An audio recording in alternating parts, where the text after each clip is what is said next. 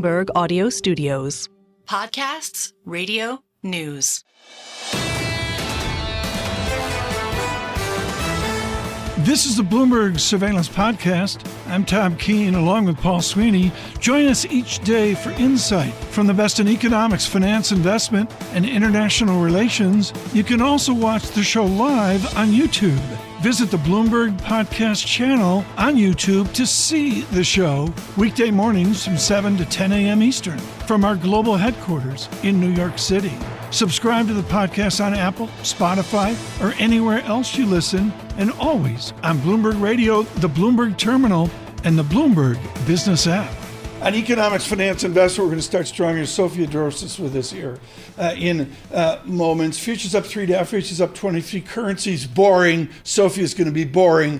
From the Interactive Brokers Studios, it's going to be good. Lisa Mateo here with our Bloomberg Business Flash. Yes, Lisa? never boring. Good morning. Futures mixed. Right now, we have NASDAQ futures. They're leading the losses down about 11 points. Dow futures up 22 points. S&P futures up about 3 points. The focus shifts from U.S. politics. A heavy week for company earnings. Tesla, Alphabet report after the close.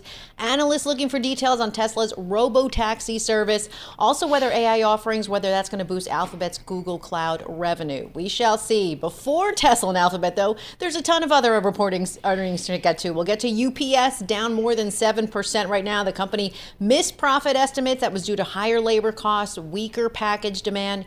General Motors, their profits surged 60% from a year ago, easily beating expectations. That was thanks to a strong demand for those gas-powered trucks. Shares up about 4%. And General Electric up 3%, reported a jump in second quarter profit, raised guidance for the year. GE Aerospace really took advantage of that strong demand during the summer travel season. And stay tuned here in about a half hour. We'll have GE CEO Larry Culp on live. That is your Bloomberg Business Flash. Tom and Paul. Lisa, thanks so much. This is a joy. 3-hour conversation right now with Sophia Drossos at 0.72, a truly iconic in foreign exchange at Morgan Stanley years ago. Thrilled that she could join us this morning. The correlations within the market right now, how tight are they? Is it a normal July? Well, first of all, good morning and thanks for having me. Is it a normal July? I don't think summers are ever normal. Summers are usually characterized by less liquidity, less news flow, but this is a different summer, right? We have a lot of headlines to react to, and market positioning has been relatively concentrated and sensitive to these headlines. So when you see one asset class move, you can see correlations across others as well. Inflation, where are we in terms of fighting inflation? Where's the Fed in terms of fighting inflation, do you think? So I think the Fed's probably breathing a sigh of relief. This turned out really well considering we were flirting with double-digit inflation not too long ago. I think the Fed is definitely taking comfort from the fact that the disinflation has reasserted itself. So after a bumpy path the first few months of the year, inflation's back on the downtrend. Fed's feeling pretty good. 77 handle on oil. That's all you got to know. Yeah, that's big. So again, does that suggest a September rate cut is in the cards? For me, it does. Okay. I think that the case is definitely building there.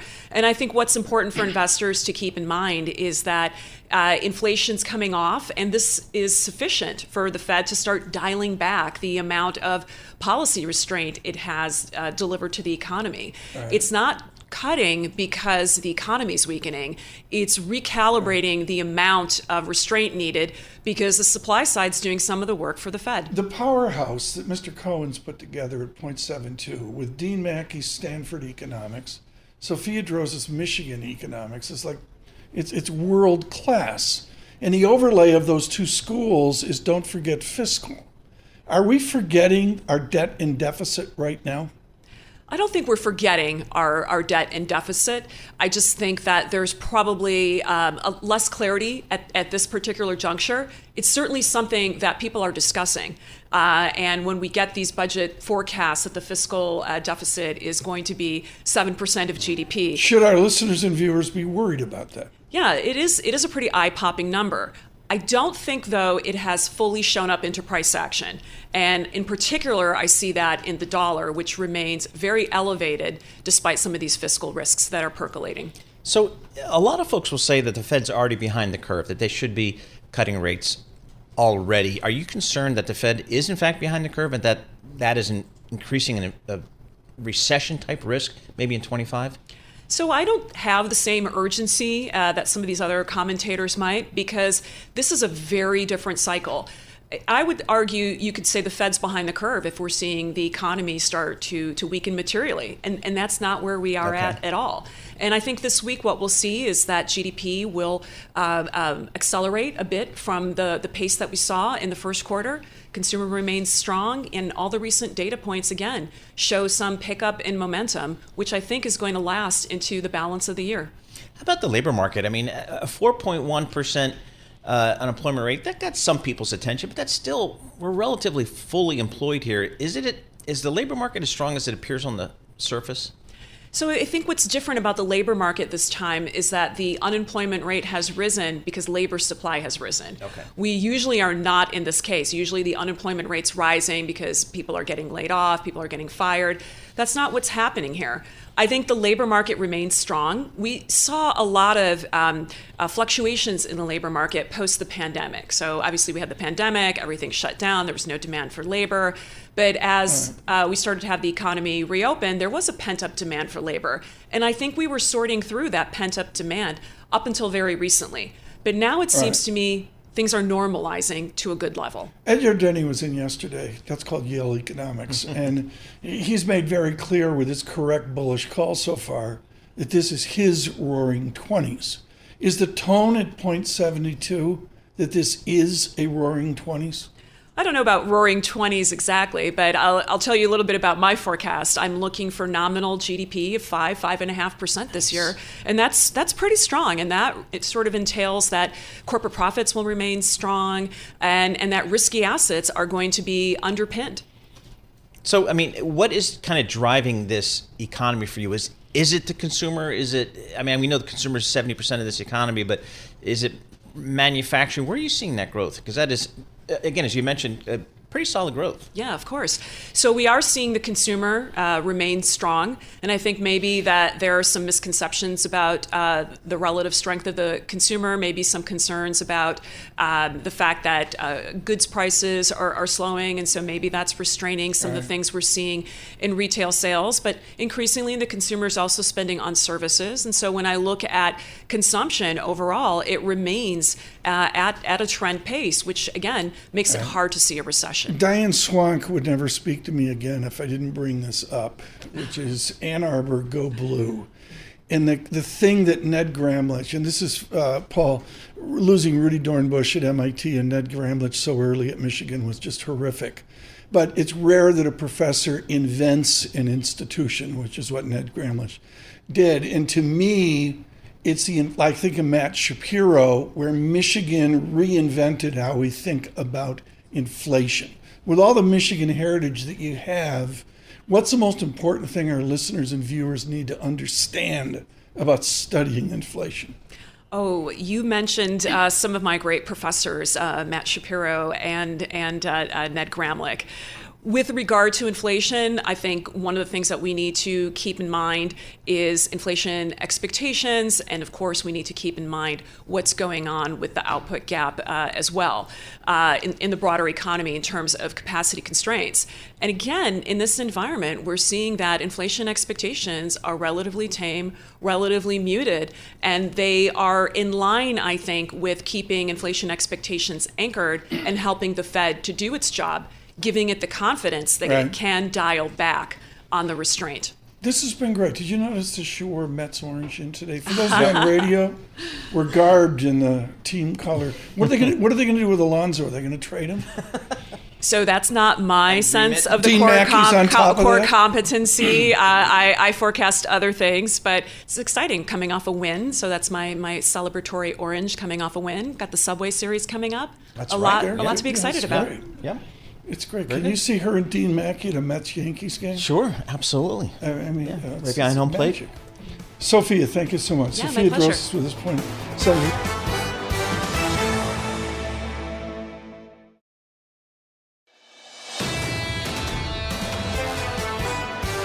the gentleman that defines the culture And the character of the different parts of the gold market is James Steele of HSBC. He's got some big fancy title, but he's just worldwide exquisite on the things of gold we don't understand. What's the biggest thing, James Steele, I get wrong when I think about gold? Straighten me out. What do I need to know about gold?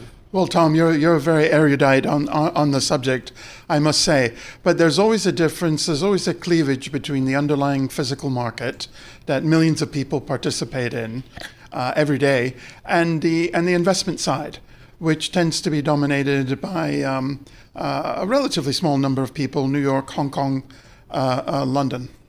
I would say that it's understanding and marrying the two and seeing the time difference between how one affects the other over time. Does the jewelry market affect the next Krugerrand that Lisa Mateo buys?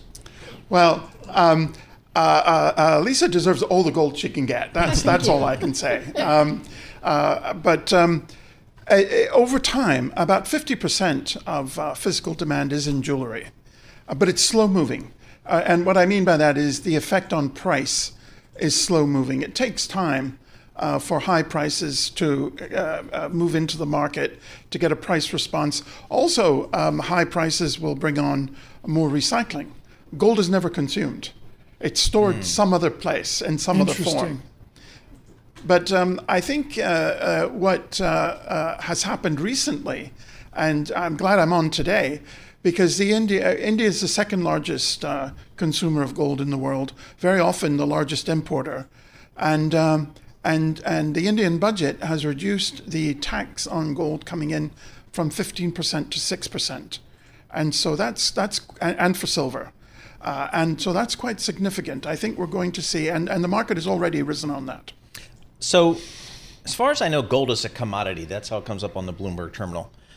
So that means supply, demand. Talk to us about supply and demand for gold these days.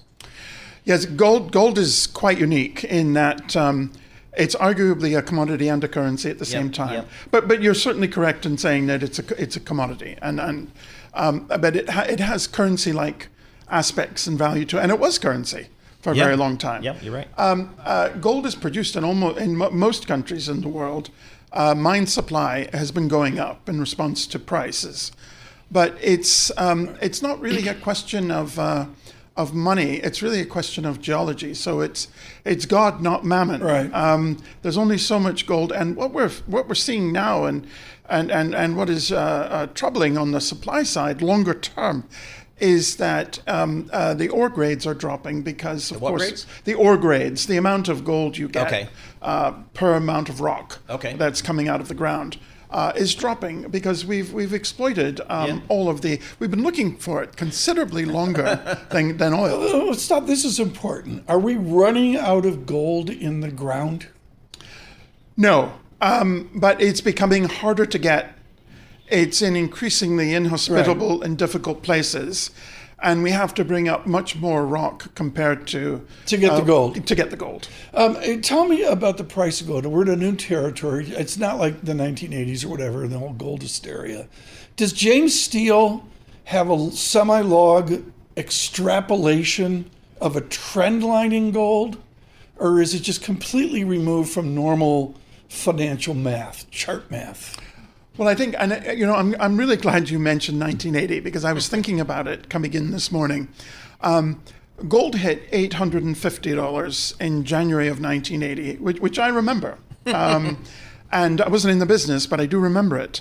And in today's money, that's about $3,200 an ounce. Wow. Brilliant. Okay.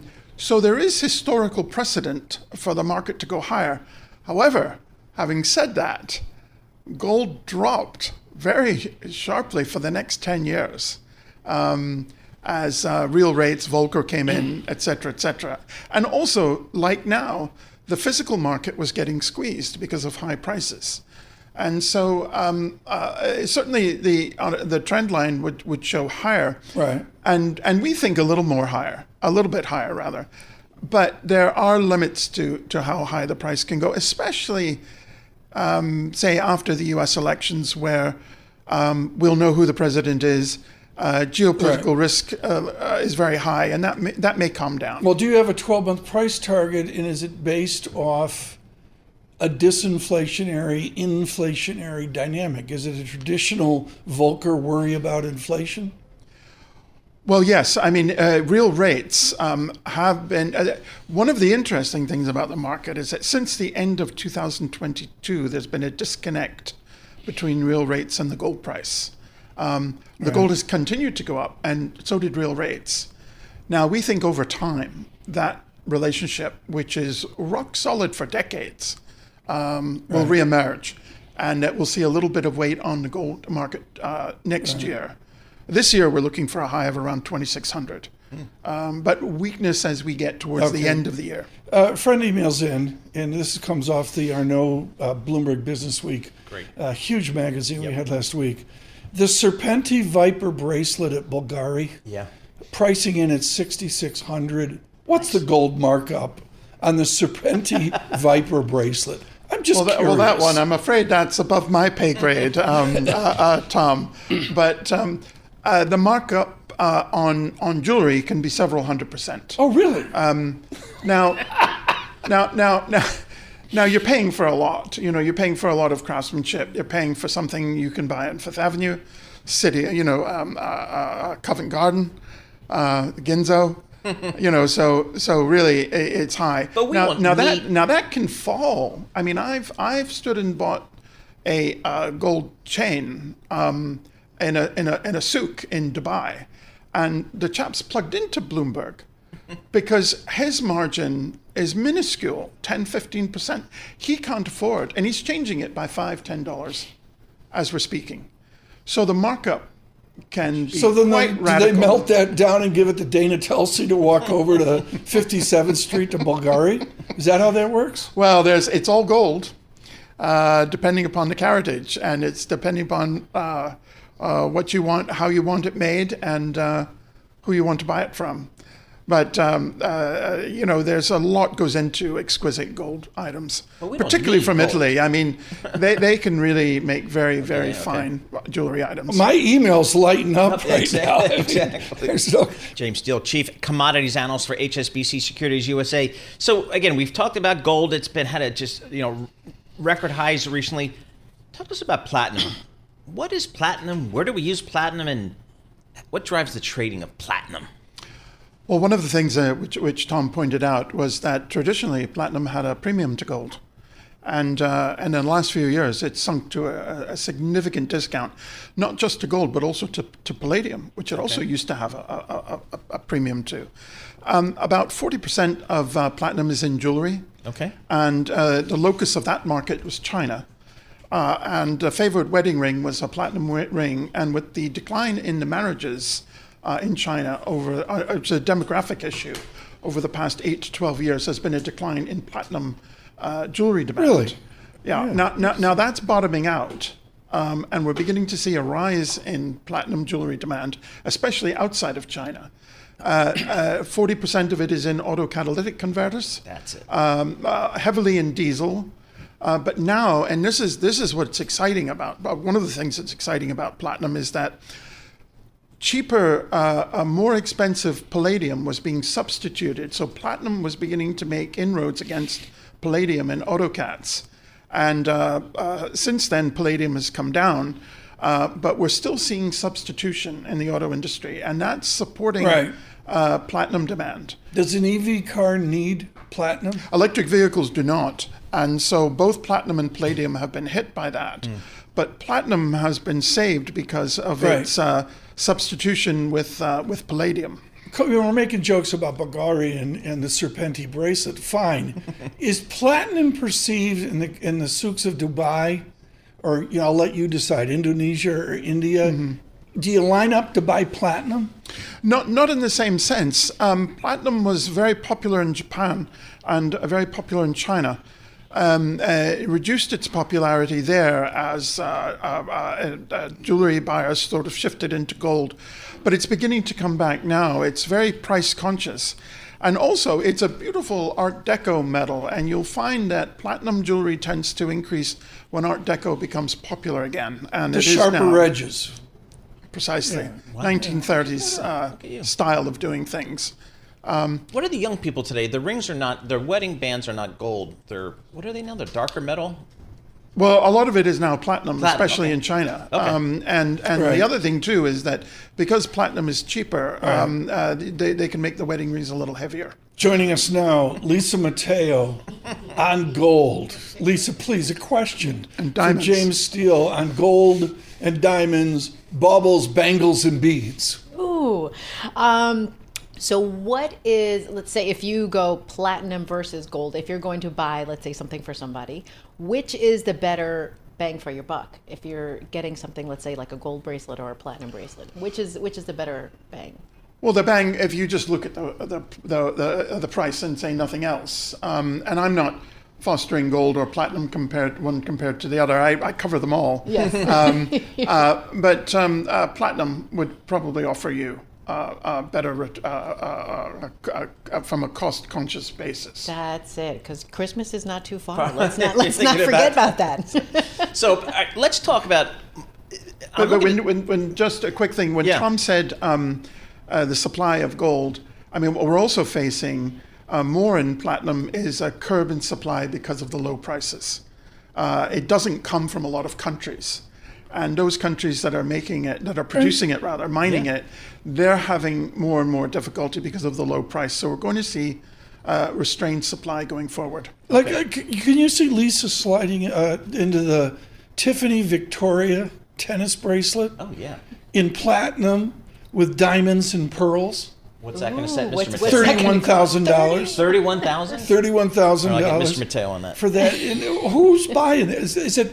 I guess my key question is platinum a cultural embedded element of our psychology like gold, or is it still tangential? Yes, but it would be more based on East Asian cultures than in the West.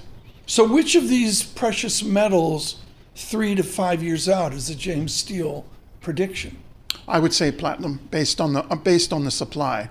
You can't. It's not oil. You can't drill quickly and get oil, and you can't cap a mine quickly either. And we do have a limited amount of supply that's going to come from South Africa and Russia in the years to come. I'm not saying the supply won't increase. It won't increase next year or this year, but eventually we're going to run into issues there, and also the smaller countries that produce it, which is North America and Zimbabwe. It's going to be difficult for them to gear up as well. So we are facing a more limited supply. Now, the issue is how much we have in above ground stocks. So for Lisa Mateo, the Tiffany Victoria, using a unique combination of cuts for a distinctly romantic sensibility, that's an investment? I never regard jewelry as an investment. ETFs, bars are investments. Work with me here. Yes. Work with me. That's not to say that jewelry is not of value, but it's. But in the East, you struck on a good point actually. In Asia, in gold and to a limited degree in silver. It's a mix of investment and luxury, whereas in the West there's strict definitions between the luxury component of precious metals and the investment component. That's not the case in India or China. This is so valuable when you travel. I mean, you're world renowned on this.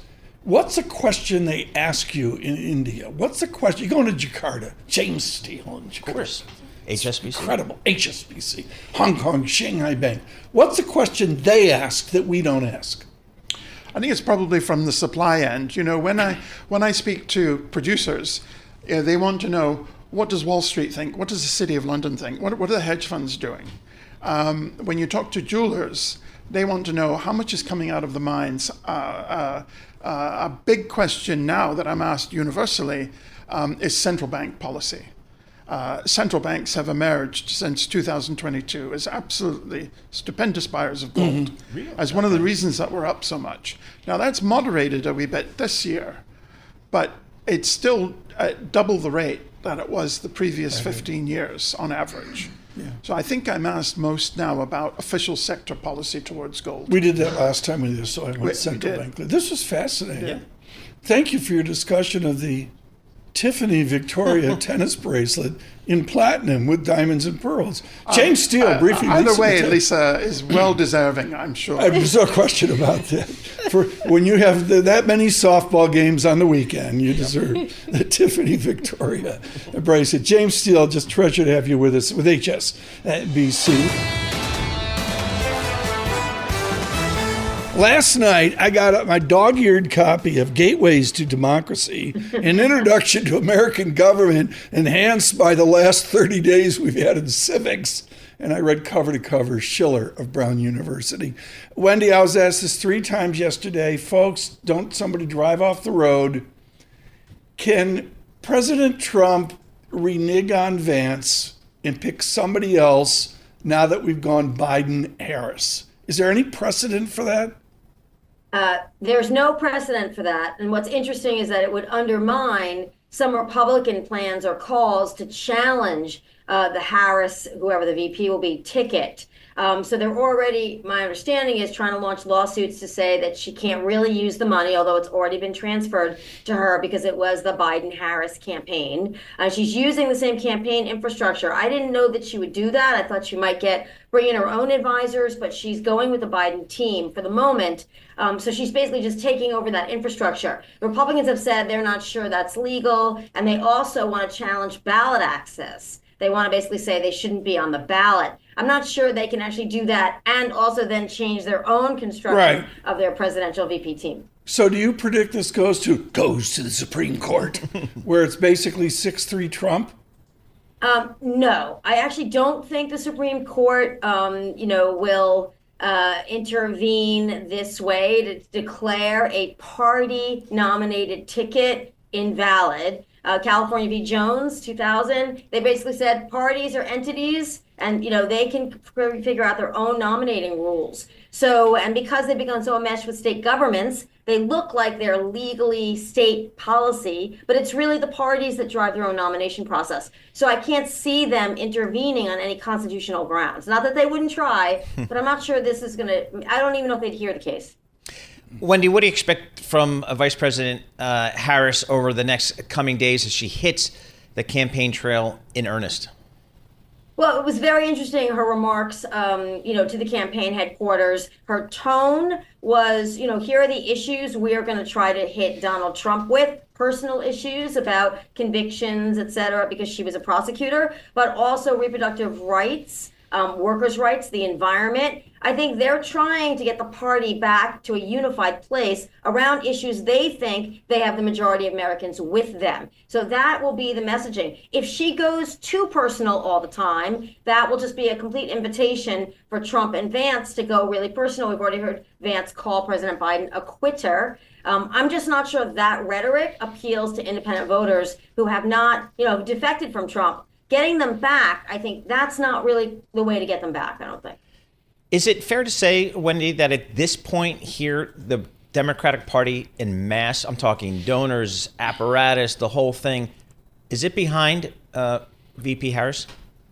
The headline this morning was that she's already secured the support of a majority of the delegates to the Democratic Convention in, 48 hours, not even? Yep. That is remarkable, for a pace for a party, but it is astounding for the Democratic Party. I mean, a party that was literally in chaos and a mess a week ago seems to look a lot more like the Republican Party having coalesced around their team. So whether the Democrats can stay in this place for the next 100 days, that is going to be the big question. Wendy, I put out a quote yesterday. Thank you to Mike Allen over at Axios for bringing this up. And it was the Marine Corporal from Louisiana, James Carville. And here's the quote. "The most thunderous sound in politics is the sound of a turning page." How does Donald Trump adapt to the page turning generationally for the Democratic Party? Well, it's interesting, Tom, that you think 59 years old is page turning for the Democratic Party, because we've lived through, Barack Obama, Bill Clinton, and even George W. Bush, so there are younger Democrats that have also turned the page. The problem for the Democratic Party is they turn the page and then the page flips back. And that's pretty much what happened with Trump. And it's been happening electorally in a lot of places in the country that the Democrats used to think they were really rock solid, like Michigan, Wisconsin, Pennsylvania, and certainly Ohio seems to have gone red. So that's the problem. It's not so much turning the page, it's keeping the page turned. Will Kamala Harris appeal? I think young women. To me, that's who I'm looking at. Young women.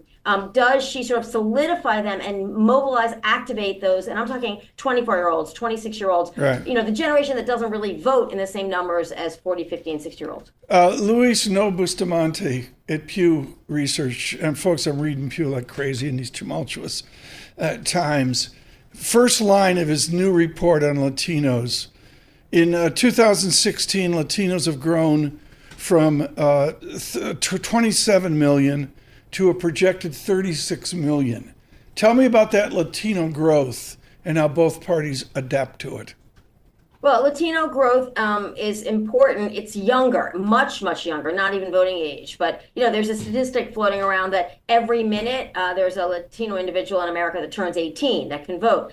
48% is the turnout number for registered Latinos, the same as people under the age of 30, 34 years old. So the problem is that there is a big cache of votes that either party, I think, is competitive for, but the turnout level is still relatively low compared to Black Americans and white Americans. So until Latinos can get mobilized to regularly vote in higher numbers, I don't see them swinging a national election. Paul, get one more in here. Real quickly, VP announcement. When should we expect that? Yeah, good question. Thank you.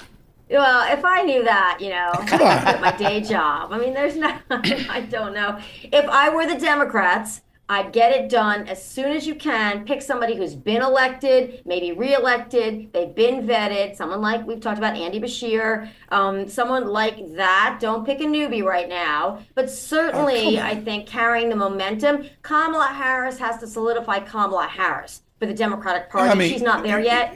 Let that happen and then pick the VP. Wendy, come on. I got 30 seconds. Trump and Vance are going to go after an astronaut fighter pilot. How do they do that? Oh, you mean Mark Kelly of Arizona? If I were the Democrats, I don't take him out of Arizona because that's a tough seat to win. And we'll see how Ruben Gallegos does in this election. To her. Good thought. Yeah, don't take him. You still want to keep the Senate close if you can even hang on. Taking him out of the Senate, you got a Democratic governor, but it's still a tough state. Right. So I'm not sure that's the strategic interest of the Democratic Party. Treasure having you on. Wendy Schiller, thank you so much. Nobody gets more hate mail than Wendy Schiller. She's like a magnet. Professor Schiller, Taubman Center, Brown University.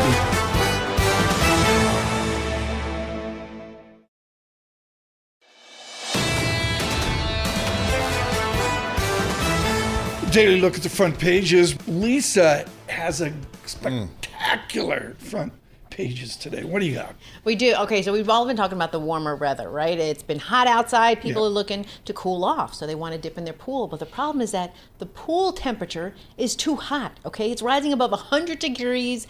People are saying it's not refreshing. Yeah, so the homeowners, they're doing a few things. This is from the Wall Street Journal. They're throwing these large blocks of ice into the pools. They're using fountains. They're running aerators at night. They're putting canopies over their pool.